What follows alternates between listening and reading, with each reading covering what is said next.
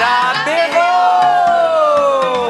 Ravi de vous retrouver pour ce nouveau numéro d'Ajapéro. Je suis Sam Zira, je suis votre commandant de bord. Vous embarquez avec moi pour une émission totalement inédite. Je vous présente et je vous demande un tonnerre d'applaudissements. Kumba! Bienvenue Kumba! Merci de m'avoir invité à cet apéro, j'adore. Ah bah bien sûr que t'es de la fête, bien sûr que t'es de l'apéro. Kumba, Koh-Lanta, les 50, Koh-Lanta 3 fois. 4 fois. 4 fois. T'es ce qu'on appelle une candidate emblématique de cette émission, tout autant iconique de TF1. On accueille Pablo.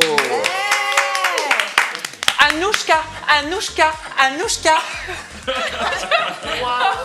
Quelle présentation, vraiment. C'est sympa. Deux salles, deux ambiances, hein. On n'a pas les mêmes.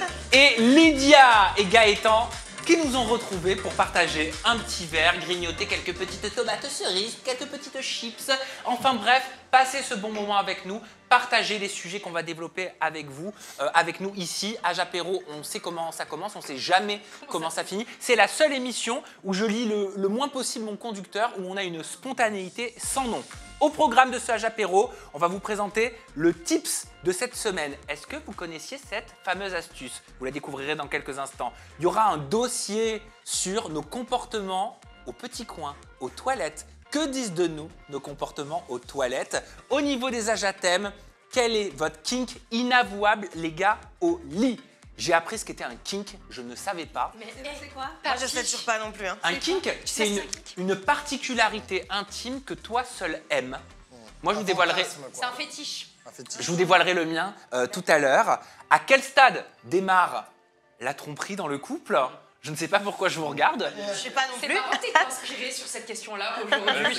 En cas de polémique ou d'accusation, faut-il dissocier l'homme de l'artiste? On a eu pas mal de cas depuis plusieurs mois maintenant dans l'Hexagone et aussi au niveau international. On débattra autour de cette question. Il y aura aussi une confidence et un débat, une confidence très intime qui sera faite par Kumba, qui va nous partager une histoire de vie et vous pourrez donner votre avis et on pourra prendre part justement à cette confidence.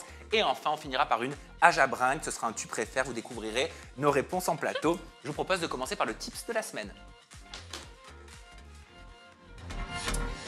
Alors, le tips, est-ce que vous le connaissiez ça? Est-ce que vous l'avez vu cette vidéo passer sur les réseaux sociaux? Regardez.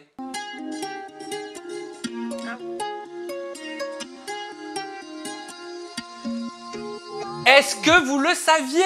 Oui. Non, bah, toi, Non, non, je mais savais pas. Anouchka, alors toi tu fais genre tu sais tout. Non, alors Parce vraiment. qu'elle est suisse. Non. En Suisse, ils savent tout. J'ai une petite anecdote avec ça, c'est que moi, je suis obligée de faire l'inverse, donc je le mettais toujours comme ça à l'intérieur, et souvent il s'écoule, enfin il tombe en fonction de si tu nettoies tes toilettes, etc. Et tu t'en rends pas compte, parce que quand il est sorti, t'as la petite anse et tu dis ah bah il y a plus, il y a un problème. Sauf que quand c'est là, tu t'en rends pas compte. J'ai bouché mes toilettes, le plombier a dû venir. Et Kumba, est-ce que toi tu es comme moi? Est-ce que tu ne savais pas que cette non. astuce existait? Est-ce que tu as passé 10 ans de ta vie à le mettre sur le rebord de la cuvette? Ah mais t'es gentil, hein. J'ai passé peut-être 35 ans de ma vie à le mettre de l'autre côté, mais du coup je me pose la question de est-ce qu'on le mettait de la bonne manière nous ou est-ce que ça se met pas plutôt à l'intérieur? Eh bien, vraisemblablement, ça se met à l'intérieur et ça semble bien plus commode de cette façon-là. Est-ce que vous avez des petits tips du quotidien à nous partager? Des petites astuces? Non mais moi, juste sur cette question-là, moi j'ai encore mieux. Parce que j'ai acheté un chiotte où il n'y a pas de rebord. Et je peux vous dire, c'est beaucoup mieux. Ouais, en fait, l'eau est balancée, genre de la chasse d'eau, quoi. Elle est balancée comme ça, et du coup, il n'y a pas de rebord. Et du coup, à nettoyer, bah, c'est beaucoup mieux. Parce que le problème, la raison pour laquelle les toilettes, ça pue, c'est parce que la saleté et la pisse, etc., ça se met en dessous, justement, dans ce rebord. Or, moi, j'ai pas de rebord, du coup, j'ai juste à nettoyer comme ça avec une éponge, et c'est bon, c'est fini, quoi. Mais voilà, Sinon, il y a c'est des choses qui coûtent un tout petit peu plus cher.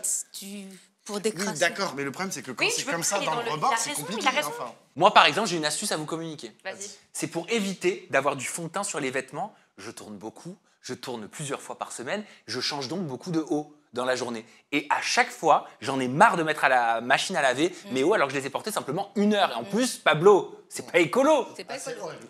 Voilà, D'accord, enfin. on est d'accord. J'ai donc acheté des cagoules de gueule.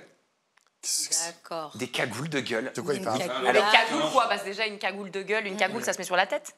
Exactement. Pas une cagoule de pied. Et tu te enfin, couvres Pourquoi tu la dis une cagoule de tête gueule? pour... Une cagoule. cagoule. Bah, parce que c'est ma gueule que je veux, enfin qu'il y a du fond de teint, tu vois. Donc je fous des cagoules de gueule. Et des cagoules de gueule, je les ai commandées donc sur Amazon. C'est des tissus, mais ça peut s'acheter ailleurs. C'est des tissus très fins que je mets sur mon visage où il y a un rebord, ça va jusque là. Là, je rentre comme ça.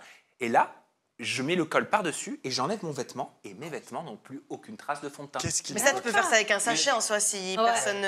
Moi, si je les le gens fais veulent avec un pas de foulard. cagoule. Je fais la même chose avec un foulard. Je mets un foulard sur ma tête et puis je mets ma robe ou mon haut. Exactement. Si je puis me permettre, il suffit juste de faire un peu attention. Non, des fois, Mais ça dépend du Il y col. a un Quand col t'as un comme gros ça, col tu peux, mais il y a des roulé cols serré. que tu Tu peux peux pas, faire. ouais. Là, on a pas Alors vous l'exemple, savez mais- quoi? Je vous laisse partager vos petites astuces. Je vais chercher ma cagoule de gueule et je vous la montre. Sous ta cagoule. Et si vous pouvez juste expliquer à Lydia pourquoi pas mettre un sac en plastique parce que c'est Oui. la proposition qu'elle a J'aimerais faite. J'aimerais quand même dire quand même que t'es professeur de base des écoles. Je m'inquiète un petit peu, les On met petites pas un sac en gueules. plastique sur sa On tête. s'étouffe. On s'étouffe. Oui, mais c'est 2 secondes, c'est le temps d'enlever ton pull, quoi. Mais C'est non, bon. c'est absolument. Non, Les impossible. enfants, ne le faites surtout Oui, pas. faites surtout Non, mais pas ça. elle est éducatrice. Elle est éducatrice. À la limite, tu mets un sac sur ta tête, tu vois, genre tu peux respirer dans le sac. Le sac en plastique, non mais vraiment c'est Cabas, dangereux. le corps. Voilà. Je Alors. vous montre ma cagoule de gueule. Ah, ouf, Alors, ça se présente comme ça. C'est tout sauf Ah oui, ça. c'est un tissu. Mais c'est un tissu. C'est un carré de tissu. Voilà ma cagoule de gueule. Ah non, si, regardez-le. Hop, voyez, le fond de teint, il va donc sur la cagoule de gueule et il va pas sur mes vêtements. Je fais comme ça. Ah oui. Oh. Je fais comme ça. Mais il a- Et mon vêtement, je le sors comme ça. Je n'ai plus. Mettez arrêt sur image. Ah, Il faut mais mettre pause sur cette C'est vision-là. incroyable. Je n'ai plus de fond de teint sur mes vêtements. C'est génial. Non, mais c'est top, parce que c'est vrai que c'est compliqué. Je suis pareil, hein, moi, mon fond de teint, en plus, je suis noire, donc mon fond de teint est foncé. Ça tâche. C'est vrai que ça tâche. Ça Voilà, tâche. ouais. C'est comme pour les baskets blanches. Est-ce que vous saviez que pour les rendre vraiment blanches, vous pouvez les mettre donc à la machine à laver avec un cube du lave-vaisselle? Oh, Hein mais mon oncle il m'a dit ça et du dentifrice aussi, il paraît que ça marche très bien. Alors, Ou du bicarbonate. pardon. Oui. Mais t'es sûr que ça. Ah non, c'est l'inverse. Parce qu'il y a un truc qui fait péter la machine. Mais je crois que c'est quand tu mets de la truc à machine à laver le linge dans la machine à laver la vaisselle. Ça, c'est déjà fait. Ne jamais faire ça. Voilà. Ça fait genre péter la machine. Elle Ah oui, devient. la mousse. Elle mousse partout, En fait, tu faut vois. pas mettre du Mais donc ça liquide. marche l'inverse. Ça marche l'inverse, ça a Ah. été testé, ça a été approuvé. Pour laver vos pinceaux, par exemple pour le visage, vu qu'on était sur le maquillage, vous pouvez les mettre dans une thé d'oreiller et les mettre à la machine à laver. Alors ça, par contre, je savais pas. Exactement. Après, vous il y a mettez plein tous de vos fonds de pinceaux teint qui dans peuvent la se thé d'oreiller, détacher sur les vêtements. à la machine à laver, et quand les pinceaux ressortent, ils sont comme neufs. D'accord. Mais globalement. Ouais, faut les laver. Il y a quelqu'un qui est peut-être décédé, je suis pas sûre que ce soit allé jusque-là, mais c'est vrai qui a attrapé un truc vraiment pas cool parce qu'elle utilisait des pinceaux trop sales. Bah, je pense que tu Lavez lavais vos un pinceaux. staphylocoque ou un truc comme ça. Ouais, lavez vos pinceaux. Et vu qu'on parlait d'une astuce, d'un tips des WC, si vous voulez que vos WC sentent très bon, vous avez la possibilité d'imbiber vos cotons, les cotons qui servent à se démaquiller, d'huile essentielle et on les met dans la poubelle des toilettes. D'accord. Ouais. Oui, comme Moi, ça. sinon, moi, j'ai juste, tu sais, l'allumette. Moi, après un petit caca, quand ça pue, hop, je fais Une craquer allumette. l'allumette et c'est bon. Parce que craquer l'allumette, en fait, ça donne une odeur à tout le. Oui. Tu fais juste craquer Oui, l'allumette. mais après, ça sent je trouve, une odeur de tonka ou de. Non, c'est tu plutôt trouves pas sympa, non? Ça fait parfumerie de niche, Je quoi. sais bien. Ouais, Mais voilà, c'est des allumettes spéciales, c'est pas Ah une non, allumette. ah Non, c'est une des allumette allumettes classique. normales. Tu allumes et... Alors, en fait, Alors le ça, vous craquement m'a- de l'allumette, mais ça attends. sent très fort. Anouchka, tu Ouais. vas faire style que tu découvres cette astuce, alors que dans nos toilettes, au bureau, au studio, il y y a toujours une boîte d'allumettes. Mais elle savait pas à quoi ça C'était servait. pour Ça, ça. je me demandais à quoi ça Elle servait. pensait que moi c'était aussi. pour- Elle pensait que c'était pour faire griller ses pelles. Non, quel enfer. J'ai jamais compris que c'était pour ça. Oui, c'est pour si on fait caca. On fait comme ça. Oui. Oui. Et après, tu la jettes dans l'eau et voilà, enfin. Et vous me l'apprenez une dinguerie. Et ben voilà, mettre c'était une petite pancarte. les tips de ce âge apéro. On va tout de suite enchaîner, vu Très qu'on parle intéressant. de Ouais. toilettes, Ouais, on a on va trouvé. pousser, sans mauvais jeu de mots, le sujet. Alors, ça peut paraître léger, mais je vous assure, c'est très profond. C'est le dossier de la semaine. Très, très profond. Je vous propose de parler justement de nos habitudes, de nos petits tics, de nos petites manies, de nos petits tocs aux toilettes. On se posera la question suivante. Que disent de nous nos comportements aux toilettes? C'est le dossier de la semaine.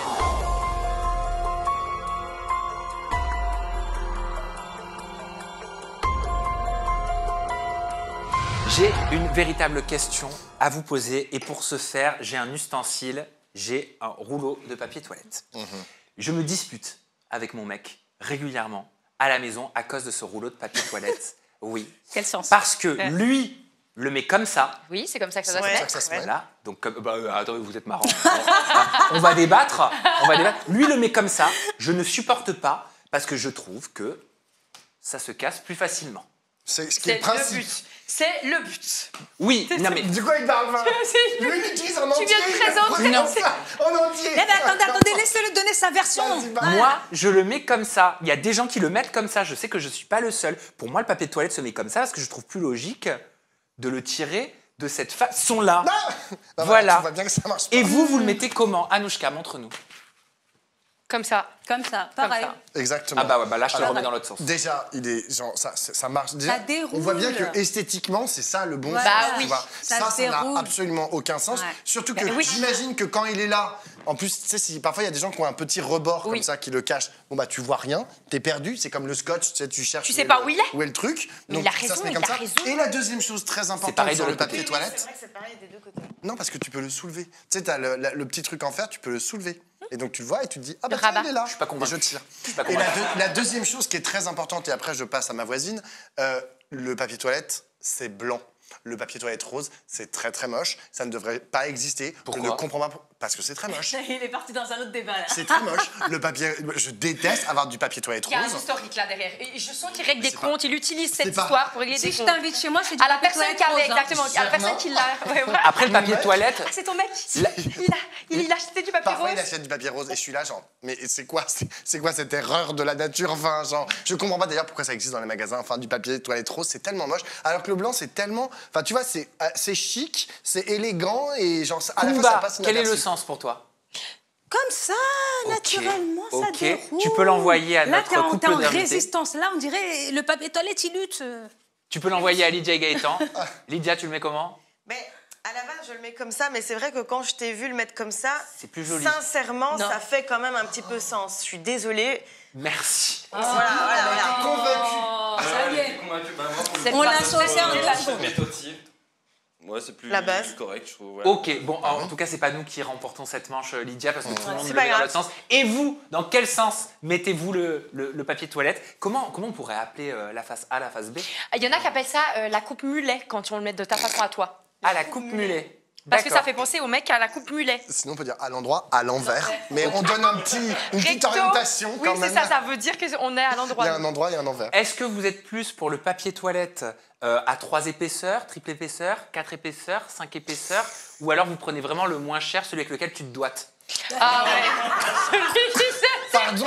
Ça dépend. Ça Tu dépend. finis par te torcher avec les doigts parce que ça traverse toujours le Non, papier. mais attention.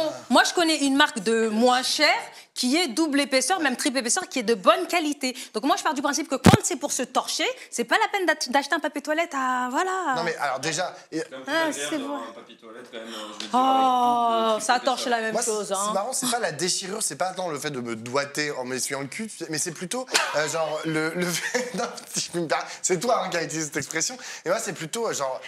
Franchement, parfois, on a vraiment l'impression de s'essuyer le cul avec genre, tu sais, la face râpée de l'éponge. alors ça, c'est quoi. un autre problème, Et ça, c'est ouais. horrible avec du papier journal. Oui. Donc moi, je préfère quand c'est un peu doux, mais après, il faut surtout que ça soit écologique parce que quand même, on utilise des tonnes et des tonnes et Mais des c'est tonnes ça de le PQ. problème, ouais, Et si genre, c'est il y a- trop fin. et parfois, à part ça, il y a quand même aussi la douche. Et genre, honnêtement, Merci Sinon, il y a d'anticiper. le petit... Comment on appelle ça? Canari. Moi, j'ai un canari chez moi, en Voilà. fait, où je mets de l'eau. voilà. Bah ça, moi, je trouve ça beaucoup plus. Alors, petit bah, bidet, justement, un petit bidet. on va poser cette question, on va se poser cette question de l'hygiène.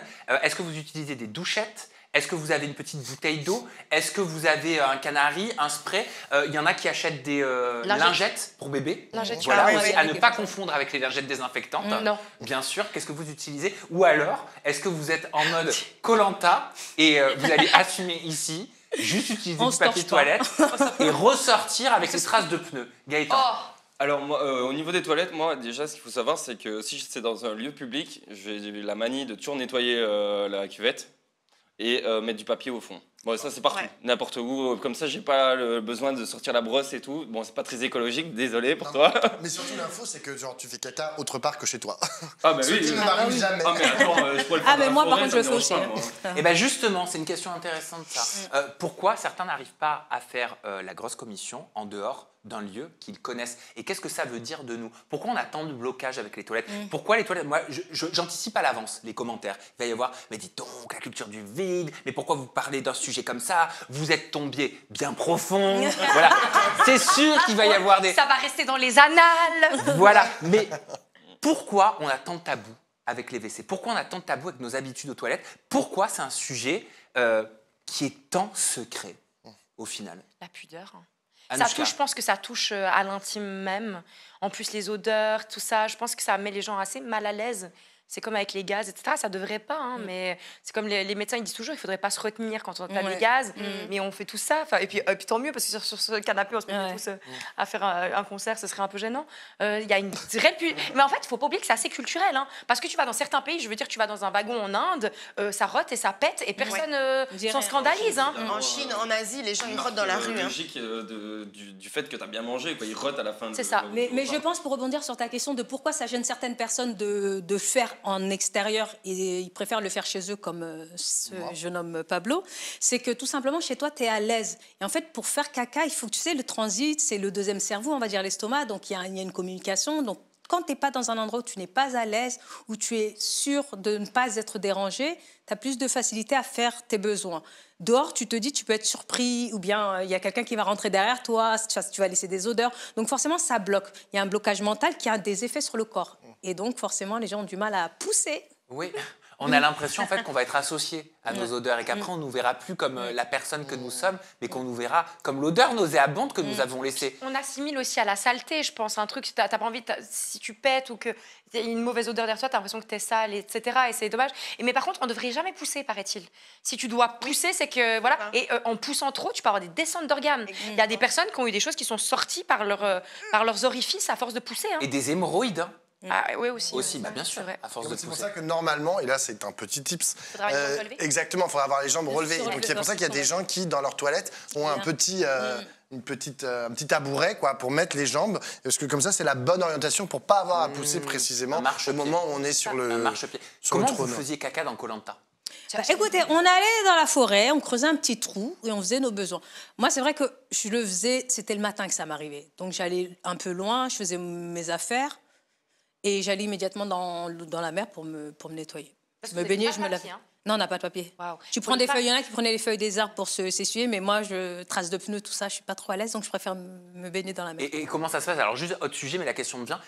En tant que femme, si tu as tes règles sur une émission Ah non, comme par Koh-Lanta, contre, tu as une trousse de premier secours où tu as tout ce qu'il faut pour pouvoir Des être bien. menstruations. Voilà, pour gérer ça. Merci, Koumba. On Ouais. parlait de la question avec toi, Anouchka, de la pudeur en lien avec les toilettes. Et vous, en couple, ou rappelez-vous quand vous étiez célibataire et que vous rencontrez quelqu'un, tu partages parfois une nuit avec quelqu'un, voire un week-end, ok? Et vous vous êtes peut-être un jour retrouvé dans ce type d'hôtel hyper design où la salle de bain est ouverte. Oui. Comment on fait? Comment on fait? Et vous, en couple, est-ce que vous êtes gênés? Est-ce que vous faites caca l'un devant l'autre? Oui. En vérité, oui. Moi, ce qui Oui. me gêne, entre guillemets. Mais Bah, Oui, si, en fait, il peut être en c'est train de se brosser les dents pendant que je fais caca. C'est vrai. Ah ouais. Ben oui. Et pourtant, bizarrement, à contrario, juste l'entendre péter, je ne saurais pas. Je pète jamais. Déjà de base, je pète jamais, et en plus, je pète pas devant Alors, oui, lui. mais t'acceptes pas de qu'elle- souci, t'acceptes mais- qu'elle chie devant toi, mais péter devant toi, tu peux pas. Bah parce que ouais, tu sais gérer, je vais dire c'est un besoin primaire Ouais. d'aller aux toilettes, donc en soi ça je peux l'accepter, mais péter tu sais gérer ça, ta sensation. Je suis choquée. Ouais, je déteste ça. Roter ça me dérange pas, mais péter c'est vraiment un truc. Ah bah oui, je pète jamais me- devant C'est propre à toi. Et toi, tu pètes devant elle? Ouais. Ouais. Non, non, Ça c'est. Ouais. Elle peut pas faire les choses que toi tu peux faire. pas en même temps, Je pas en suis même fâchée, temps. Non, Gaëtan, pas en non, même tu temps. me Kumba, Kumba, Non, il me déçoit. Kumba. On t'a pas entendu, Anouchka parler par-dessus. Kumba. Pardon. Non, moi, je me disais que, en fait, quand à partir du moment où il la voit faire la grosse commission, péter, c'est naturel aussi, c'est un besoin, tu peux pas garder. En plus, quand tu gardes, ça peut créer des problèmes internes. Et puis moi, ce qui me surprend, c'est que toi, tu as le droit de péter, Mais c'est pas que j'ai. et pas elle. Elle me dirait maintenant tu pètes plus devant moi, bah ça va, je le Ouais, je ferai. t'ai déjà dit que c'était ce qu'il fallait Oui, pas. mais quand même. je le fais pas souvent en soi, c'est très rare. Je connais La des prochaine gens fois qu'il qui fait, font ça. tu pètes aussi. Ben, D'accord. des fois, je le menace, ça devient un sujet de menace. Je lui dis, tu veux que je pète? Ouais. C'est genre comme l'arme Et nucléaire. tu je vois. le menace avec Non, mais ça. après me dire je sens une odeur et je me dis que c'est. Non, Que c'est ça ce va pas. petit Oui, mais corps quand mignon elle qui a fait fait ça. caca, à côté de toi, t'as Il y a pas pas de- d'odeur. Mais Elles sont pourquoi pas- ça te dérange, en c'est fait? pas Moi, une je me question. demande pourquoi ça te dérange. Ah, ça me choque de Mais fou. est-ce que tu es resté déjà très longtemps en couple avec quelqu'un? J'ai vécu plus de 3 ans en ménage. Ouais. Jamais de ma vie. Oh, pipi, pas de problème, mais Bah, tu vois, il y a un problème d'amour profond, je pense, hein, entre vous deux, parce que normalement, quand tu aimes d'un amour inconditionnel et que c'est ton binôme et que c'est ton âme sœur, tu peux faire tout ce que tu veux devant lui, sans limite, sans gêne, tu dois te sentir toi. C'est-à-dire que toi, tu as ton gars, tu vas jamais, ou ta meuf, pardon, T'inquiète. t'as ton couple, et tu vas toujours te retenir et pas être toi en fait, parce que Mais pipi, j'ai pas de problème, mais vraiment, c'est ma limite. tu dois tout faire quand tu es en amour inconditionnel. C'est qu'il y a un blocage. Déjà, tu te crées un blocage. Pablo, est-ce que toi, t'arrives à faire tes besoins devant ton conjoint? Alors, oui, mais je suis pas trop d'accord avec ce que tu viens de dire, parce que je pense qu'il est normal dans une relation, et même en général dans la vie, de garder des tabous. En fait, et que c'est bon en fait d'avoir quelques tabous, et que si ce tabou c'est sur le fait de péter ou le fait de faire caca ou je sais pas, ou à d'autres endroits, c'est pas très grave, et je vais même dire c'est assez sain en fait de dire bon bah voilà, ça c'est un endroit où on n'ira pas. Moi, j'avoue que j'essaie quand même de limiter en fait ces moments où je suis obligé genre devant mon conjoint, devant ma famille, ou même au taf, hein. Enfin je veux dire ça marche dans tous les endroits de la vie. Je limite au maximum. Sauf qu'au bout d'un moment, je fais genre, bon, en fait, mince, enfin, genre, il faut que j'y aille. Tu vois, genre, et, tu te dis, genre, bon, bah, tant pis, en fait, j'ai des principes, j'ai des tabous, mais là, il faut que j'y aille, que ce soit au taf, en famille ou avec mon mec. T'as pas le choix. Exactement. Et, donc, et tu y vas. Donc, il faut pas que ça soit. Parce que tout à l'heure, on parlait des problèmes de rétention. C'est-à-dire que si tu gardes trop à l'intérieur de toi, il faut pas que ça devienne ça. Mais tu peux, genre, franchement, si tu peux éviter d'aller vers quelqu'un devant ton mec, je pense que, ou ta meuf, je pense que c'est toujours mieux quand même dans le cadre de. Enfin, pour des questions de genre comment se construit le désir, etc. Et après, tu peux aussi le séparer. Il y a des gens qui arrivent très bien à le séparer. Mais je peux comprendre que genre, si tu vois ton mec ou ta meuf chier, t'as pas tellement envie après de le désirer, quoi. Qui a envoyé une photo de ses toilettes? On vous a demandé d'envoyer une photo de vos toilettes. Vous, c'était trop tard. Vous aviez quitté votre Belgique natale pour venir nous voir ici. J'ai quitté ma Suisse natale pour revenir vous rejoindre. Toi, t'as été dans le train, t'as quitté ta Suisse. Qui a envoyé une photo des toilettes? Mais attends, objection, votre honneur. Non, on monte pas mes toilettes, elles sont moches en fait. Ah bah si tu veux pas qu'on les montre, on les montre pas. Ah maintenant que t'as dit ça, j'ai envie de les voir. Bah oui, Alors, oui, allez. Kumba nous a envoyé Les une photo de toilettes ses ressemblent toilettes. à rien, Mais parce si que- tu n'as plus envie qu'on regarde la photo de tes toilettes, on ne la regarde Allez, pas. on assume, mais moi, je mise pas sur les toilettes. En fait, pour moi, c'est un coin où tu vas te vider, donc c'est pas beau, il y a du papier peint qui décolle du sol. C'est les toilettes pour se C'est vider. propre, c'est déjà bien. Ok. No judgment. c'est- Alors, on juge pas, voilà. On regarde les toilettes de Kumba. Bah voilà, bah, c'est des toilettes. Avec le petit canari. Bah Le voilà. petit- on appelle ça tasse à lait, nous, tasse à Ah oui, lait. j'adore. Le bleu, là, où tu te laves les fesses avec. C'est ça le petit canari dont tu parlais. Oui. Très sympa. Très Donc pour sympa. toi, les toilettes, c'est une pièce dans laquelle tu ne vas pas souvent, qui nécessite donc pas d'avoir une déco particulière. Non, parce que pour moi, c'est une pièce où tu restes pas longtemps. Enfin, moi, je suis fan, oui et non. Je suis surprise des gens qui ont des livres aux toilettes, Ah, des moi, c'est mon magazines Moi, aux c'est mon cas. toilettes. Moi, Ah, désolé. On va découvrir mais les toilettes de Pablo. mais dans ce c'est cas. vrai, quand tu votes, par exemple, moi, quand je vais faire la grosse commission, comme tu disais tout à l'heure, on ne pousse pas. Moi, j'attends toujours le 3e appel pour pouvoir y aller que 30 secondes. J'y vais 30 secondes, je fais la grosse commission et je ressors. Je vais pas. T'as un problème avec les toilettes. Ah non, mais en fait, c'est pas un lieu où tu dois rester. J'ai pas de problème. C'est juste totalement un- l'inverse. Ok, Trop drôle. on découvre les toilettes de Pablo. Oh, minimaliste, design. Minimaliste, mais il y a des livres de chaque côté, tu vois, il y a des magazines à droite, il y a le magazine Elle, avec ma pote Camille qui avait fait la une, et à gauche, il y a des bouquins, quoi, et je lis, quoi. Moi, le problème, c'est que moi, c'est exactement l'inverse de Kumba. Moi, je passe des heures aux toilettes. Ouais, je lis, je sais. Ah ouais? Mais je suis tellement bien. En fait, le truc, c'est que très souvent... alors, parfois, j'ai mon portable et je joue à la belote sur mon téléphone portable. Ou bien, j'ai pas mon téléphone portable et c'est mon moment où, en fait, je vais être dérangé par personne. Ouais. Et je suis là, je lis mon livre, je lis des magazines un peu bêtes ou pas du tout. Hein. Parfois, je lis des livres genre vraiment complexes. Par exemple, j'ai des livres de toilette. Et ça, c'est génial. Donc, c'est des livres... Il y a un livre, par exemple, de ce qui s'appelle Ulysse de James Joyce. C'est illisible, mais vraiment, genre, puis c'est un livre, c'est vraiment un monument de la littérature irlandaise. C'est illisible, et je l'ouvre à n'importe quelle page, ou comme Proust, tu vois. Tu ouvres Proust, tu ouvres la recherche, et je lis une page ou 2 pages. Je comprends pas grand-chose, puisque genre, je l'ouvre à n'importe quelle page, mais je suis heureux de le lire, tu vois. Pourquoi ce serait pas bon de rester longtemps aux toilettes? Ben, en soi, le fait de rester aux toilettes longtemps, je pense que... J'ai pas envie de dire de conneries, mais ça amène des hémorroïdes et tout ça, quoi. Ah ouais? Il a raison. Il a raison. Ah ouais? Oui, parce que t'es dilaté. Oui, et t'es dans une situation où tu pousses, en fait. Mais en Tout fait, le temps. quand tu le dis, comment tu te concentres à... Alors, C'est vraiment par curiosité. Non, attends, je vais pas. Quelqu'un continue pour une demi-heure. Ouais, hein, c'est Parce ça. qu'il dit oh, il faut que je prouste. Mais par contre. Oh putain, elle est excellente. Après, du pardon, Proust. Pardon Marcel. Si tu nous écoutes. Il va se retourner dans sa tête. Non, mais je lis, je suis plus concentré sur ma lecture que sur la fin de ma digestion, tu vois. D'accord. En revanche, après, ça pose un problème. Parce que quand t'es resté une demi-heure comme ça, je peux vous dire que T'as mal au tu ne peux pas te relever. T'as des fourmis dans toutes les jambes. Et tu sais, je me retrouve à me traîner par terre. Genre, franchement, c'est ridicule. Il me faut au moins 5 bonnes minutes pour retrouver l'usage de mes jambes. Enfin, Allez, je vous fais découvrir mes toilettes. Ouais. Je les commence pas, je vous laisse les commenter. Tout ce que je peux vous dire, c'est que ne les jugez pas non plus. Je les ai réfléchis. Oh, mais Je les ai réfléchis longtemps. oh my Ah, god. c'est trop belle. C'est pas des toilettes, c'est un musée, ça. Ah non, mais, Ouais, c'est clair. C'est un musée, hein. C'est très cool. Il y a même Après, une c'est photo. combien mais ça, c'est mon salon, enfin. Il y a même une photo aux toilettes avec Chase Crawford et Ah oui, de Gossip Girl. de Gossip Girl. Et j'ai oublié comment il s'appelle. Check. Chuck Bass. C'est Chuck, ouais, mais Ed Westwick. Ed Westwick. Ah, il est bon. Voilà, c'est ça. Merci. Excellent. T'as une photo, genre, dans tes toilettes d'amour. Enfin, genre, non, c'est toi et Ah toi. non, c'est Chuck Bass et Ed Westwick. Ah, ok, d'accord, pardon. J'ai cru que c'était une Non, photo de Chase famille. Crawford et Ed Westwick. Je mélange avec les personnages dans Gossip Girl. Oui, c'est même les couleurs et tout. Ah ouais, On dirait un musée. Mais oui. Et je les ai vraiment coloriés, dessinés et tout. Avant, c'était pendant les travaux Covid. Ah, Voilà. c'était l'occupation que. T'avais rien à faire, en fait. Et donc, du coup, tu t'es dit, je vais redécorer les chiottes. Donc voilà, ça c'était pour le sujet WC. Et on va juste finir par cette vidéo qui montre que, en fonction de notre culture, eh ben, on a des habitudes aux toilettes totalement différentes. Ce sont les Japonais notamment qui trouvent Ah que oui. les Français sont très sales. Ah oui. Regardez. びっくりすることそうトイレが汚い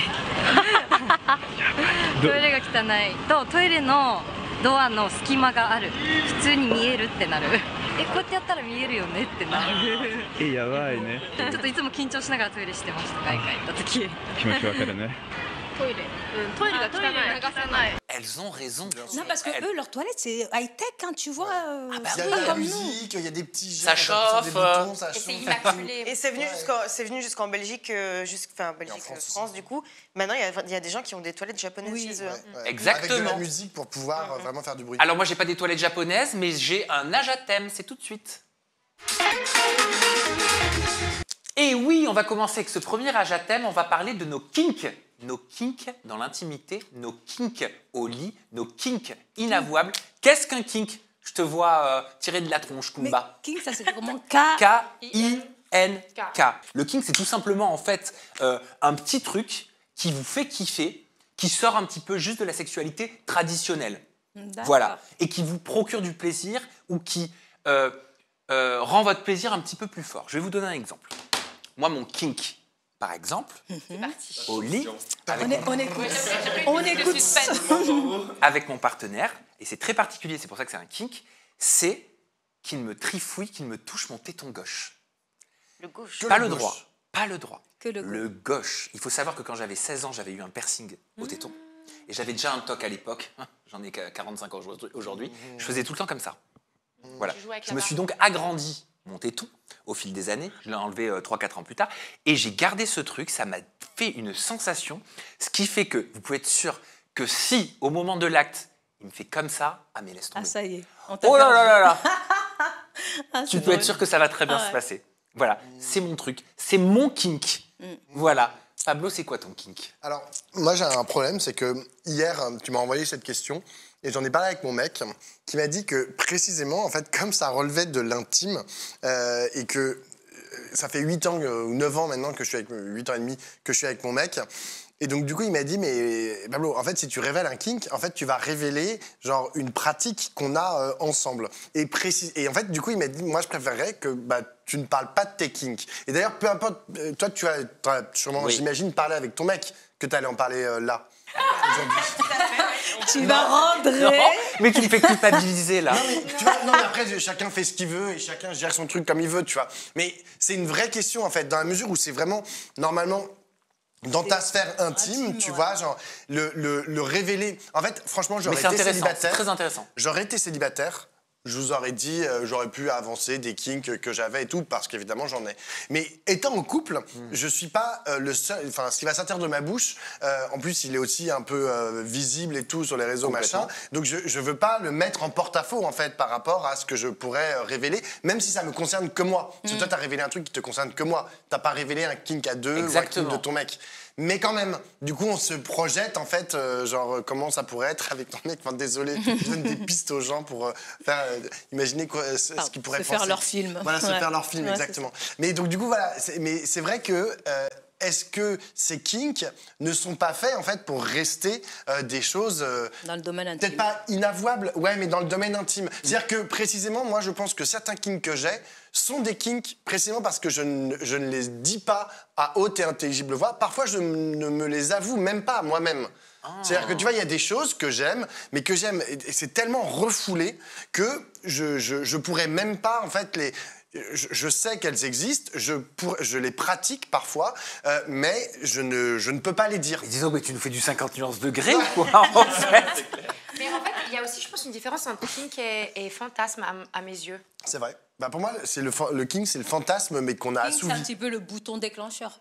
Oui, On moi je le pourrait vois dire un peu ça. comme une sorte de point G. Ouais. En fait, le kink ou une pratique, je sais pas, moi il y en a, parce que je sais que une fois qu'on aura, enfin que ceux qui ont envie de répondre à cette question, parce que ça c'est hyper intéressant ce que tu dis, parce que ça montre que le kink il peut être gardé comme un jardin secret, ou alors être révélé parce que bon bah on voit pas forcément le problème. En l'occurrence c'est vrai que je vois pas forcément le problème personnellement à dire que bon bah, voilà mon petit téton gauche me fait de l'effet. Quand je vais te dire bonjour, je vais te... voir si tu... Quand il est énervé, c'est quand il nous fait des crises et tout. Mais tu vois, par exemple, moi, un kink que je supporterais pas, et après, je vais vous poser la question une fois qu'on aura fait le tour des kinks de chacun. J'ai un problème, moi, avec les. Désolé si vous le faites, hein, et je vous jugerai pas si c'est le cas. J'ai un problème avec les gens qui aiment cracher dessus, qui aiment te cracher dessus. Genre le. Ah ouais, non. Ah ouais, je peux pas. Pour moi, c'est un rabaissement, c'est une humiliation. Même si tu Ça, le fais en couple. Je peux pas. Ah ouais, non. C'est le Non, truc, ça me dégoûte. C'est pareil. Non, mais nous, il y a peu de choses qu'on ne fait pas. Hein. Ça, ouais, non, c'est très rare, c'est déjà arrivé, mais c'est très rare. Ce que tu viens de dire, non, elle Il y a aime pas. peu, moi, j'aime pas. Ça pourrait être mon kink. Toi, ça pourrait être ton kink. Ouais, Et dans le visage, parce qu'en fait, ça dépend, parce que si c'est sur ton organe, on va rentrer dans l'intime. Moi, là, ça me dérange pas trop parce que c'est pour humidifier l'endroit, etc. Ah, mais par non, exemple, ça. moi, ça va. Ah, mais il y a du gel dans la pharmacie. Ouais, mais quand on crache, par exemple, dans le visage, cracher au visage de quelqu'un.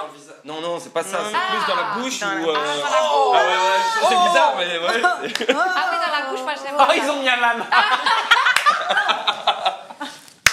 C'est génial. Ah oui, dans la bouche. Non mais oui, non mais alors, une fois quand j'étais célibataire, autant vous dire que ça remonte, hein, j'avais rencontré un mec, je peux pas raconter ça. Si, raconte. Si, bien Bon, sûr. pendant l'acte, qui me dit ouvre ta bouche. Oh non. Pourquoi? Il me dit ça t'excite, je te crache dedans. Oh mais ça va pas. Tu l'as bâché après moi. Ah non mais c'est pas ça, c'est que blocage. Moi je peux plus. Ah ouais, bah ouais. Ah je peux plus. Tu peux plus me toucher quand c'est comme ça. Attends, au moins, il t'a Demandé. demandé, Poser la question, ouais. donc genre il a attendu ton consentement, après il l'a Avant pas de le fait, faire. voilà. Enfin, je trouve ça... C'est vrai. C'est la bonne façon de faire, hein, si C'est je peux me vrai. permettre. Donc ton kink ninja maintenant qu'on connaît celui de Gaëtan, si t'acceptes. Hein. Oui, moi, je sais pas si ça se pratique beaucoup ou pas, mais moi, j'aime bien quand il me dit des trucs, quand il me parle un petit peu de façon un peu vulgaire, quoi. Alors faut pas se moquer. Non. Vulgairement. Non mais parce que ça nous fait rire, on fait genre notre rire de plateau télé, etc. Mais non, mais c'est normal, c'est comme ton téton. C'est normal. Même, Bah, oui, voilà, c'est pas hyper répandu, donc je pense qu'on peut considérer ça quand même comme un kink. Mais je pense que c'est plus répandu que ce que tu c'est crois. répandu, hein. Ah ouais, ouais. Je pense que Ouais. plus de 50% Oui, mais viennent à un moment donné à faire ça. Pourquoi il y aurait cette excitation d'être, entre guillemets, insulté au lit? C'est une Ça, c'est excellente une bonne question. En fait, la question de comment se construisent dans la société les fantasmes sexuels, c'est une question qui a interrogé, y compris des scientifiques, enfin, je veux dire, des chercheurs et des chercheuses. Et déjà, la première chose qu'il faut dire, c'est que ça évolue en fait au cours du temps. C'est-à-dire que genre en 1930, en 1950, en 1990 et en 2025, c'est pas exactement les mêmes fantasmes qui sont reproduits dans les lits des ménages. Et ensuite, Moi, il y a des choses que je n'arrive pas à m'expliquer toujours, tu vois. Enfin, il y a notamment les trucs les plus morbides et qui sont totalement criminels. Mais ce qui s'est passé avec Gisèle Pellicot, par exemple. Moi, je vais avoir du mal à vous dire mon kick maintenant. Oula. Je vais te parler. Je finis sur Gisèle Pellicot. Mais là, c'est pas un kick, hein. Non, c'est pas un kink, mais c'est de l'ordre du fantasme. C'est-à-dire que qu'est-ce qu'aller chercher ces 80 personnes? Non, c'est détraqué, là. C'est détraqué, je suis là. complètement d'accord avec toi. C'est des détraqués, mais ils sont 80 et ils représentent toute la France, oui. C'est-à-dire, genre, c'est des hommes de tous les âges, de toutes les professions, de toutes les origines. Et genre, et t'es là, genre, et ils ont tous le même fantasme d'une femme endormie, c'est-à-dire morte. Et je me dis, mais comment c'est possible qu'ait germé dans le cerveau d'autant de gens ce fantasme complètement criminel et horrible? Et donc, ça me pose des questions, en fait. Parce que je vois que dans la société, genre, on a une production d'images. Oui. On en avait parlé avec Anouchka, mais la production d'images, par exemple, dans les publicités de femmes qui sont censées susciter le désir et qui sont dans des positions lascives, à moitié endormies, ou à moitié morte, enfin on sait comme on veut, je vois ce que ça produit, je vois aussi ce que la violence des rapports sexuels dans les films pornographiques que beaucoup de jeunes gens et surtout de jeunes hommes regardent. Je vois ce que c'est, ils sont violents les rapports dans les films porno. Quand tu vas sur YouPorn ou je sais pas quoi, c'est violent les rapports entre les hommes et les femmes. Oui, mais c'est qu'il y a une demande, c'est que les gens aiment regarder ça. Où est la poule et où est l'œuf? C'est-à-dire qu'il y a une demande, mais en même temps, ça crée aussi certaines dispositions, en fait, ça construit nos fantasmes. Et à la fin, il y a des reproductions, en fait, de la façon de ce qui a été vu dans les films pornographiques. Parce que quand t'as 14 ans, je peux te dire que genre tu sais pas encore ce que c'est qu'un rapport sexuel, et tu regardes un film porno, et là, oui, un truc Lydia. Sur Instagram, je sais pas si vous avez déjà vu, mais il y a des vidéos de filles qui se filment en face où on voit juste la main de leur mec et qui met une grosse gifle en mode qui fait comme ça et puis bim, qui se met une claque et où ils disent oh, un homme qui sait faire les deux, nanana. Donc même sur Instagram, je vous assure qu'on peut voir ça. Je suis tombée là-dessus il y a 2 jours. On n'a pas le même algorithme. Mais 2 fois, je suis tombée sur une vidéo comme ça. Non, mais ça doit être révélateur forcément de quelque chose. Mais quand même, à ne pas confondre fantasme et kink. On l'aura compris. Oui, bien sûr. Mais les deux, c'est des constructions. C'est comment se construit notre désir, en fait. C'est ça. Et le kink, comme le fantasme, fait partie de la construction du désir. Anouchka, est-ce que toi, tu acceptes de nous révéler ton kink dans l'intimité? On t'écoute, Anouchka. Bah, en fait, moi non plus trop. Parce que je suis d'accord avec cette histoire de l'œuf ou la poule et je voulais en revenir à ça après. Maintenant, alors du coup, je suis plus sûre d'avoir bien compris la différence entre kink et fantasme. Parce que pour moi, un kink, c'est quelque chose, c'est un fantasme que je fais, que je n'ose pas vraiment avouer. C'est quelque chose que je ne vais pas dire facilement et que je ne vais pas faire régulièrement du coup. Parce que voilà. Donc, pour en revenir à cette histoire d'humiliation, de violence et de Gisèle Pellicot, c'est dommage parce que ça, c'est un sujet qu'on avait abordé pendant un atelier avec Lucie. Pendant la Villa 8, on avait parlé de sexualité et on était venu sur ce sujet. Elle avait même partagé sa propre image par rapport à ça. Puis on avait réussi à le déconstruire. Et j'avais été trop déçue que ce ne soit pas passé à la télé. Donc c'est peut-être le moment d'en parler aujourd'hui. Moi, j'ai un kink. Oh putain, j'ai du mal à dire que ça. Ça va aller. On va pas te juger. Alors, j'adore les jeux de rôle. Et un des jeux de rôle qui m'excite particulièrement dans mon esprit tordu de malade... C'est que ton partenaire... abuse de moi.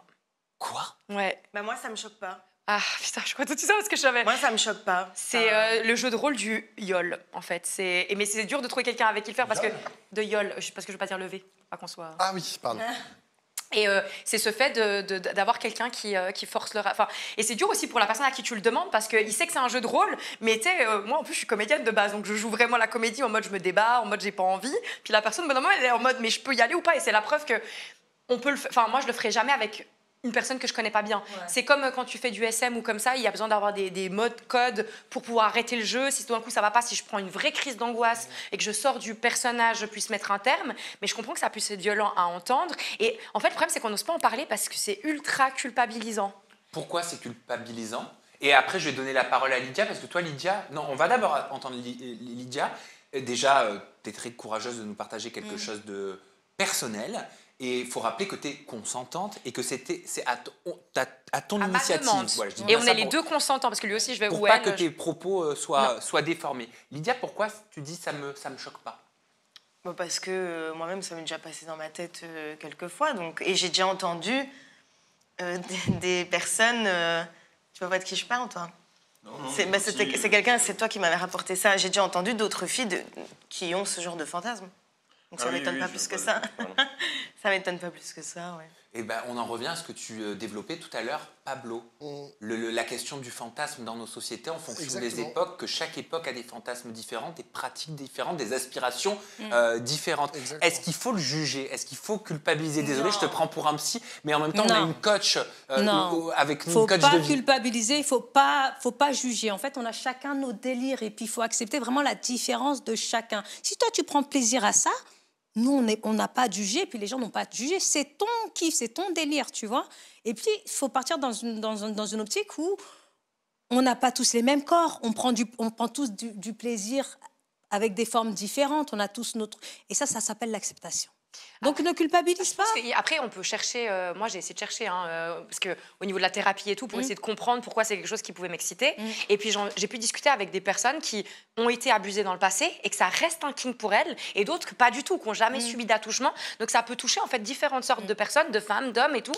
Et mais ça, c'est des trucs. C'est pour ça que quand on a parlé d'inavouable, je me suis dit aujourd'hui, je vais sortir du placard à ce niveau-là. Voilà. Et non, c'est pas une invitation parce que je ne voudrais pas faire ça avec n'importe qui. Je précise. C'est pas une invitation à... C'est très important que tu le dises. C'est vraiment avec des gens avec qui, justement, plus tu es amoureux et plus tu es en confiance, plus tu peux te laisser aller à faire des choses en te disant, ça va pas partir en couille sans mauvais jeu de mots. Mais moi, j'avais reçu une influenceuse il y a quelques mois, non, une participante, pardon, une candidate d'Ex on the Beach, qui m'expliquait, alors je ne sais plus comment s'appelle cette pratique, peut-être que certains d'entre vous la connaissent, où elle avait quelque chose où c'était une pratique qu'elle faisait avec un partenaire, bien évidemment, de confiance, avec une histoire de mots de code, si elle souhaitait le faire arrêter ou autre, elle me disait c'est quelque chose qui se passe dans le respect. Et elle, son truc, c'était un jeu avec des cordes. Oui, le chivari. Le chivari. Ouais, merci.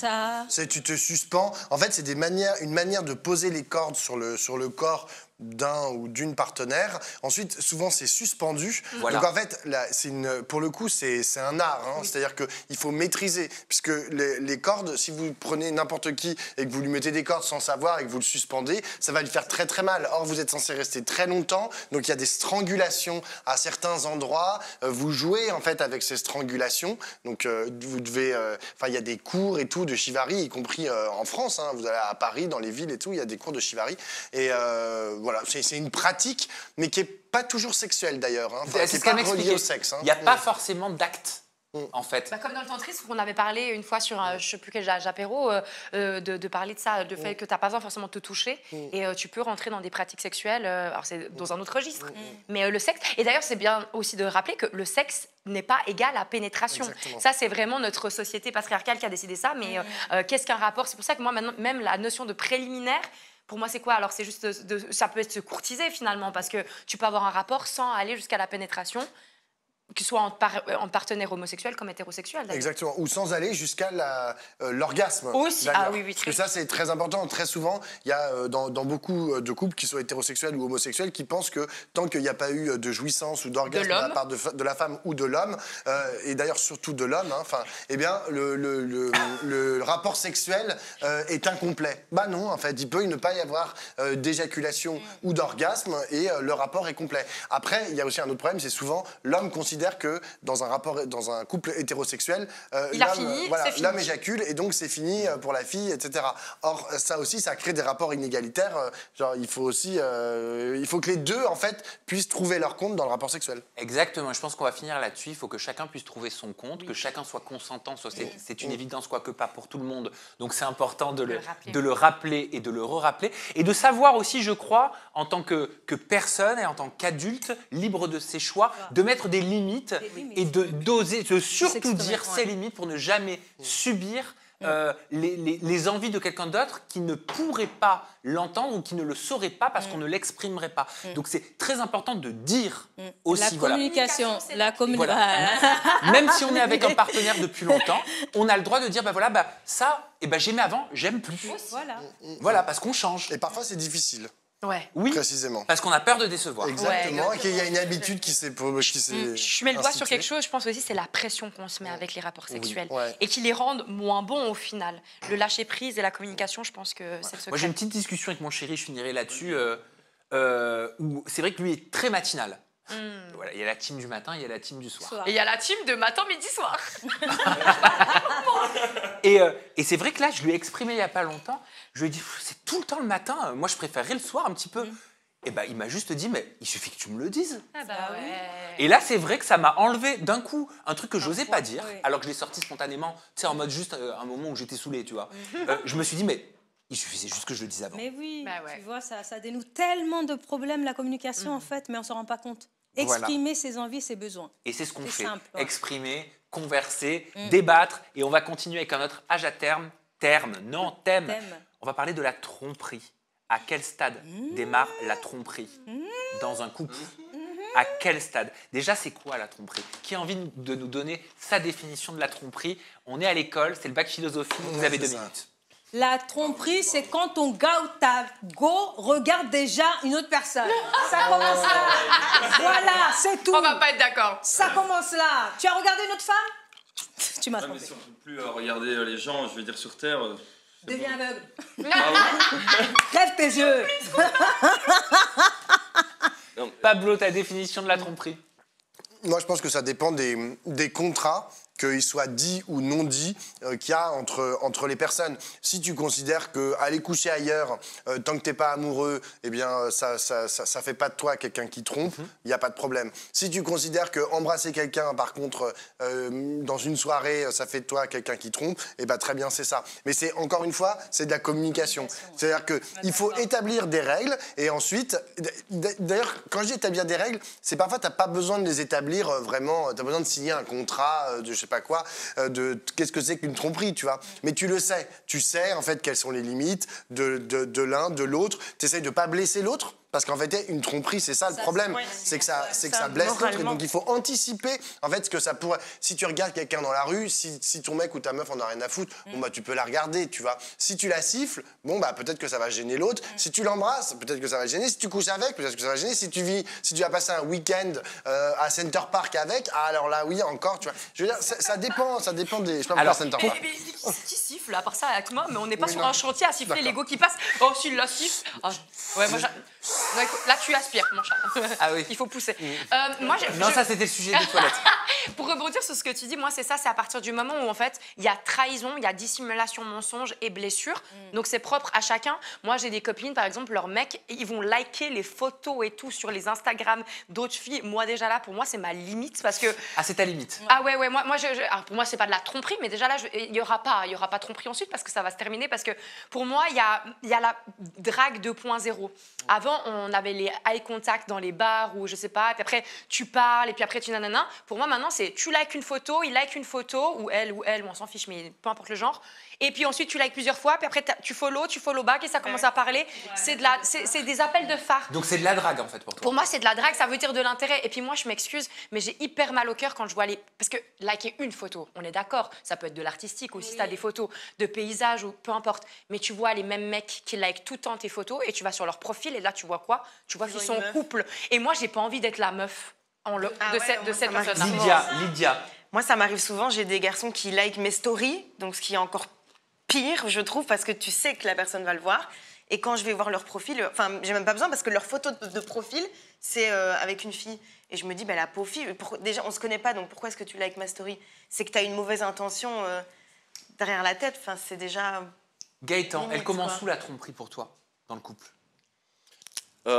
Nous, c'est difficile de parler de ça parce qu'au vu de l'île de la Tentation, je trouve que sur l'île, c'est vraiment un contexte différent, quoi. Je veux dire, si tu parles avec quelqu'un et qu'il y a un peu de séduction, bah, c'est un peu le contexte qui veut ça, mais c'est pas ce que j'accepte, je vais dire, dans la vie en général.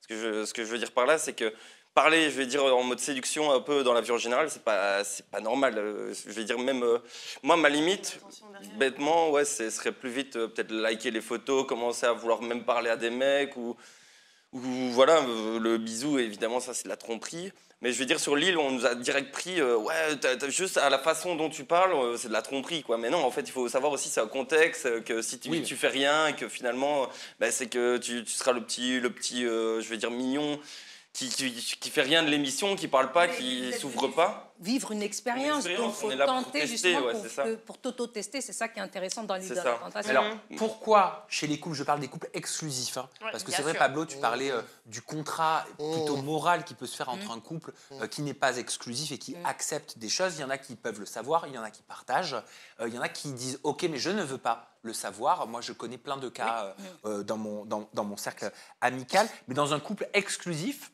pourquoi la tromperie, elle fait mal?